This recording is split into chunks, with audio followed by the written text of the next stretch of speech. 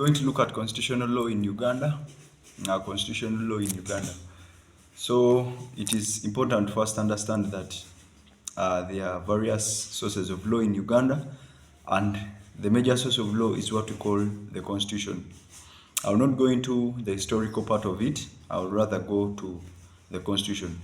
But briefly, Uganda has so far had around 4 constitutions. The first one was that of 1962, which was also known as the Independence Constitution, which was later overthrown by Obote, and he replaced it with what we call the Pigeonhole Constitution of 1966, which later turned into what we called the 1967 Republican Constitution, the constitution that declared Uganda a republic, and later it was overthrown, or it was removed by Idi Amin Dada, who ruled by decree, not by law, hence overthrowing it. And later, during the NRM government, upon coming to power in 1986, we see in the year 1995 coming up with what we call the 1995 Constitution, which is also referred to as the hybrid constitution of Uganda. So briefly, we have had those constitutions in Uganda, and now we are going to look at constitutional law.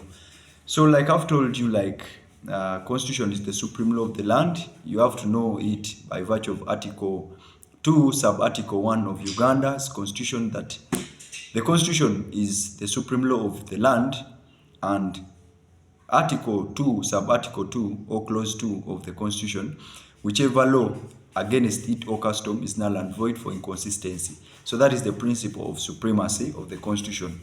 Then we have to know that this constitution, yes, we have the constitution. We should know the types of constitution, or the classification of constitutions that we have in the world.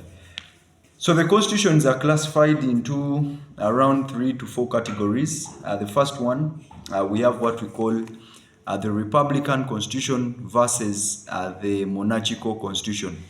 A Republican Constitution, this is a constitution where the parties or the members of the country will appoint their president. So it is a Republican Constitution because they have the power to appoint the president that will govern them. And this is seen in our Article 59 of the Constitution, which gives Ugandans the power to vote. So that is the first classification, a Republican Constitution. This is where the parties or the people will vote for their president. Then a Monarchical Constitution. This is a constitution where the parties or the people in the country don't have the power to vote on who will govern them. However, that so-called person ascends to power because he forms part, or he falls within the lineage of the people that are meant to lead. A case in point is the United Kingdom, and it has been witnessed just I think in 2023. We have seen when the Queen died, all that was clearly seen to show that this so-called King of England or UK has just ascended to power. So they have what we call a monarchical constitution. Then the other constitution that we know, or that exists, is what we call a unitary constitution versus a federal constitution. What is a unitary constitution? So realize that there are certain states such as USA, United States of America. It has got various states within it. For example, the state of California, the state of what? There are very many states. So what they do as USA, United States of America, as a whole, it has what we call a unitary constitution. So this is a constitution upon which all other constitutions derive its power, or their power, from. So the other states, they have what we call federal constitutions. So the federal constitutions, these are constitutions that govern various states, but they should not be inconsistent with the unitary constitution. So USA as a whole, it has what we call a unitary constitution. Then, because it has got various federal states, the various federal states have got what we call federal constitutions. Now, these federal constitutions only govern federal states. So, all the federal constitutions derive their authority or power from the unitary constitutions. Then the other constitution that we have to know, we have what we call a unitary constitution.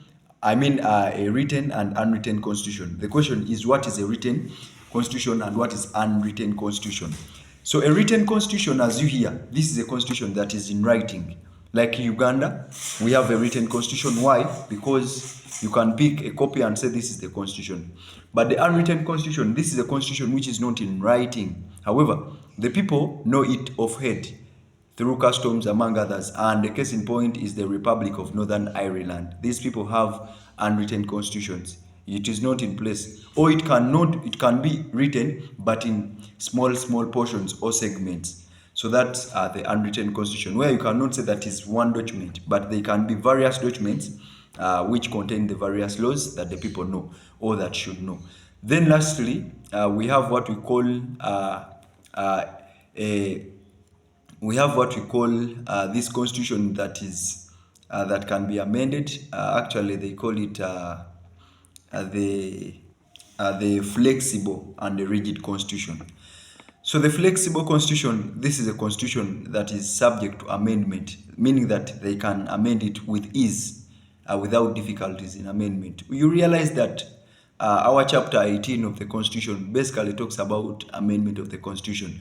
So any constitution that can be amended means changing, that can be changed, or they can make some changes within it, is also known as a flexible constitution. While a unflexible constitution, or which you can call the rigid constitution, this is a constitution that cannot be amended with ease.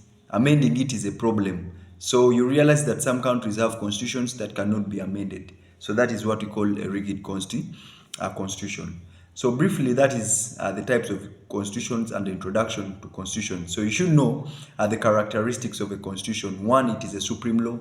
Two, any law that is against it is null and void. Three, it is subject to amendment, among others. Four, it respects, or it must be this one that will respect human rights. All those are some of the characteristics of the constitution in Uganda. Thank you very much.